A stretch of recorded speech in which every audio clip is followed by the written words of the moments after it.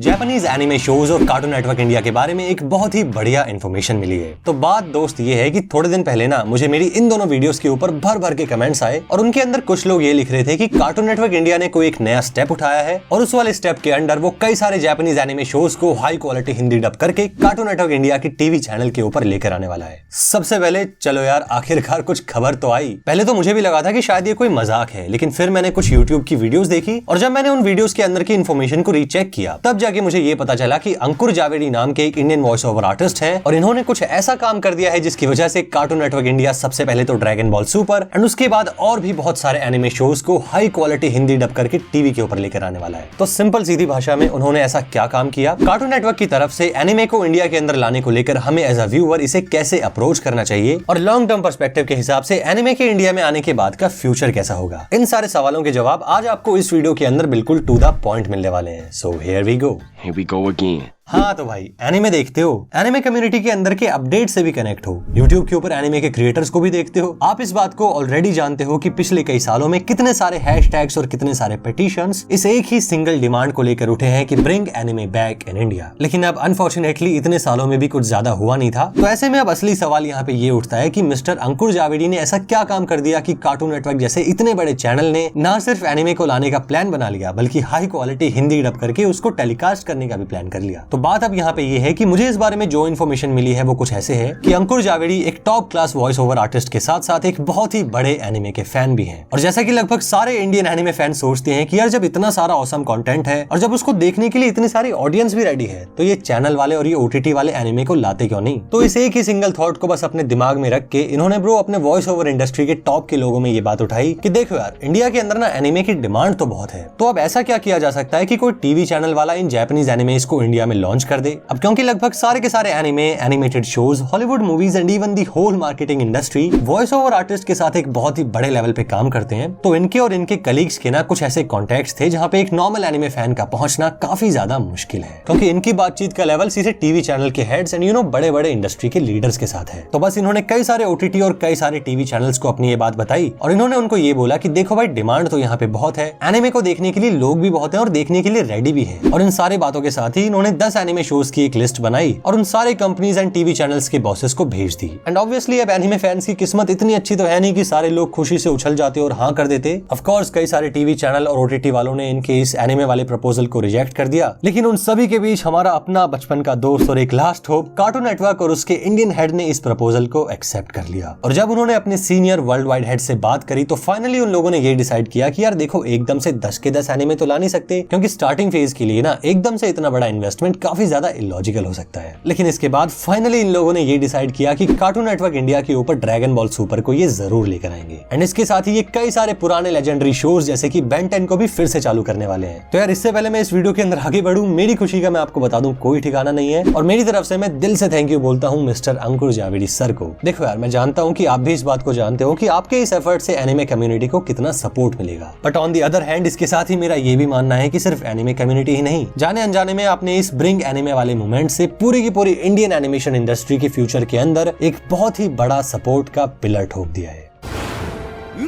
लेकिन अब बात यहाँ पे ये है कि हम लोग एज अ व्यूअर क्या कर सकते हैं या फिर क्या करना सही होगा। तो देखो यार, सिंपल भाषा में अगर मैं कहूँ तो यहाँ पे ये इंडिविजुअली सबके अपने ऊपर डिपेंड करता है कि वो इस एनिमे वाले मूवमेंट को सपोर्ट करेंगे या नहीं, वो हिंदी डब के फेवर में है या नहीं, या फिर उनको इंडिया में एनिमे चाहिए या फिर नहीं। सबकी यहाँ पे जो है वो अपनी अलग सोच है एंड दैट्स व्हाई इसके ऊपर मैं अपना पॉइंट जरूर रखूंगा। जैसे कि आप लोग थोड़ा सा आइडिया रखते हो, हर एक बिजनेस के अंदर एक बेस ग्राउंड ये होता है कि वहाँ पे ऑलमोस्ट हर एक फैसला एक प्रॉफिट को ध्यान में रख के किया जाए, फिर या तो वो प्रॉफिट इंस्टेंट हो या फिर फ्यूचर प्रॉफिट हो। तो ठीक इसी तरीके से कार्टून नेटवर्क ने भी ड्रैगन बॉल सुपर को लाने के बारे में तो सोच लिया, लेकिन अब ये ड्रैगन बॉल कहीं रास्ते पे थोड़ी मिलता है। जापान से एनिमे खरीदने के लिए बहुत ही ज्यादा पैसे खर्च हो जाते हैं और यहाँ तो फिर ड्रैगन बॉल जैसे एक लेजेंडरी शो के बारे में बात हो रही है। तो मेरे ख्याल से ना डीबीएस के राइट्स खरीदने की डील कार्टून नेटवर्क को काफी ज्यादा महंगी पड़ी होगी। अब इसके ऊपर जितना थोड़ा बहुत मैं जानता हूँ उस हिसाब से राइट्स खरीदने के बाद भी और बहुत सारे अलग अलग खर्चे होते हैं, लेकिन क्योंकि मैं उनके बारे में ढंग से नहीं जानता तो उसके ऊपर डिटेल में बात नहीं करते हैं। पर हाँ यार, यहाँ पे मैं आपको इतना जरूर बता सकता हूँ कि कार्टून नेटवर्क के ड्रैगन बॉल सुपर की राइट्स खरीदने के बाद जहाँ पे फिर से एक और बार एक बहुत ही बड़ा खर्चा होगा, वो है इस पूरी सीरीज को हाई क्वालिटी हिंदी डब करने में। तो अब आप देखो कि यहाँ पे हुआ क्या। कार्टून नेटवर्क ने अपने पैसे तो लगा दिए, लेकिन इस केस के अंदर ना उनका कोई इंस्टेंट प्रॉफिट नहीं है। ये लोग जो है वो यहाँ पे फ्यूचर प्रॉफिट के ऊपर फोकस कर रहे हैं। और जैसे कि आप खुद भी समझदार हो, किसी भी बिजनेस के अंदर अगर किसी भी प्रोडक्ट से कोई प्रॉफिट होगा तो वो बिजनेस उसी प्रोडक्ट को और उससे मिलते जुलते और भी कई सारे सिमिलर प्रोडक्ट्स को बहुत ही ज्यादा भर भर के प्रमोट करेगा। एंड उसके प्रॉफिट को देखकर ऑब्वियसली कई सारे और भी दूसरे बिजनेस उसी सेम मार्केट के अंदर एंटर करेंगे। तो इस हिसाब से मेरा ये मानना है कि ड्रैगन बॉल सुपर को अगर कार्टून नेटवर्क इंडिया की टीवी चैनल के ऊपर एक लार्ज व्यूअरशिप और ढंग का क्वालिटी सपोर्ट मिल जाता है तो फ्यूचर के अंदर ना और भी कई सारे awesome Japanese anime show Indian TV channels के ऊपर जरूर आ सकते हैं।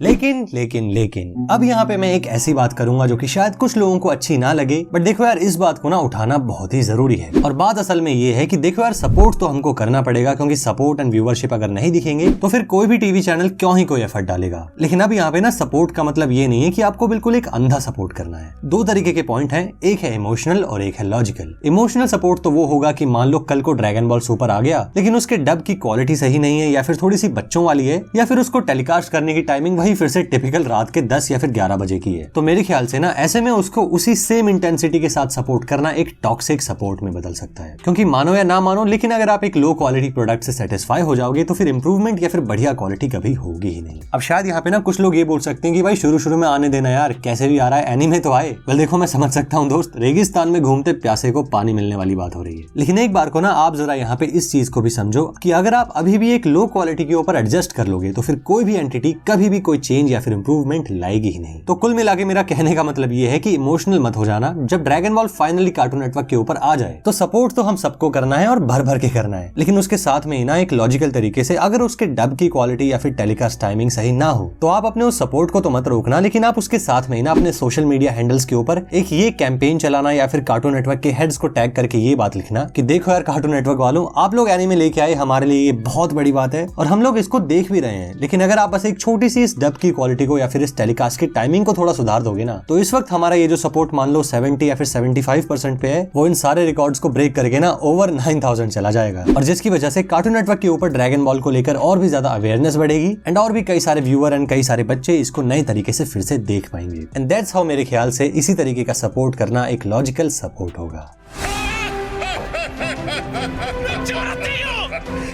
एंड अगर आपको अपना सपोर्ट दिखाना है तो इसके लिए कोई रॉकेट साइंस वाला सीन नहीं है। अगर आप टीवी देखते हो तो जिस भी टाइम पे dragon ball super cartoon network के ऊपर आए, आपको बस उसको वहां पे बैठ के देखना है और उसके सारे एपिसोड्स को फॉलो करना है। पर अब यहाँ पे ना मेरी ये बात ध्यान रखना कि अगर ऐसा करने से तुम्हारे स्कूल का काम छूट जाएगा या फिर ट्यूशन वूशन की टाइमिंग बिगड़ जाएगी तो सपोर्ट वाला झंडा उठाने की बिल्कुल जरूरत नहीं है। स्कूल सबसे पहले है, शो तो बाद में आते जाते रहेंगे। लेकिन हाँ यार, अगर आपके पास एक फ्री टाइम हो, अगर आप एनीमे देखते हो, टीवी भी देखते हो और कार्टून नेटवर्क के ऊपर ड्रैगन बॉल सुपर देखने से आपकी लाइफ के और बाकी के दूसरे काम हर्ट नहीं होंगे, तो मैं आपसे रिक्वेस्ट करता हूं कि यार कार्टून नेटवर्क के ऊपर ड्रैगन बॉल सुपर को जरूर देखना। एंड अगर आप थोड़ा सा टीवी नहीं देखते हो या फिर अगर आपको लगता है कि अब आप थोड़े से बड़े हो गए हो और अगर आप घर पे बैठ के कार्टून नेटवर्क देखोगे तो पेरेंट्स क्या बोलेंगे, तो ऐसे में आप जो है वो अपने रिलेटिव्स के अंदर जो कोई छोटे बच्चे हैं उनको देखने के लिए बोल सकते हो। लेकिन इसके अलावा भी आप जो है वो अपने इंस्टाग्राम और दूसरे सोशल मीडिया हैंडल्स की स्टोरीज में या फिर इवन एक पोस्ट डालकर ये प्रमोशन भी कर सकते हैं कि देखो लोगो, dragon ball is finally back. क्योंकि सिंपल सा एक लॉजिक ये है दोस्त कि अगर इस बार ये एनीमे कार्टून नेटवर्क के ऊपर टीआरपी नहीं कमा पाया या फिर अगर ये at the end of the day flop हो गया ना, तो शायद ही फिर कभी एनीमे दोबारा से इंडिया के अंदर कभी आ पाएगा। आपका इंडिविजुअल सपोर्ट इतना ज्यादा जरूरी है कि उसके बिना कार्टून नेटवर्क जैसा इतना बड़ा टीवी चैनल भी कुछ नहीं है। तो हिडन कैलिबर तो अभी बहुत पीछे है। दैट्स व्हाई मैं बस यहाँ पे यही बोलूंगा दोस्त कि अगर आपको एनिमेशन के ऊपर कंटेंट देखना पसंद है तो प्लीज आप इस चैनल को सब्सक्राइब जरूर करना। यूट्यूब का सिस्टम आजकल बहुत अनस्टेबल हो गया है, तो यहाँ तो अब असली पावर जो है वो आपके ही सपोर्ट में बची है। तो चैनल को सब्सक्राइब जरूर करना, लेकिन सिर्फ तभी करना अगर आपको इस वीडियो की क्वालिटी सच में पसंद आई हो।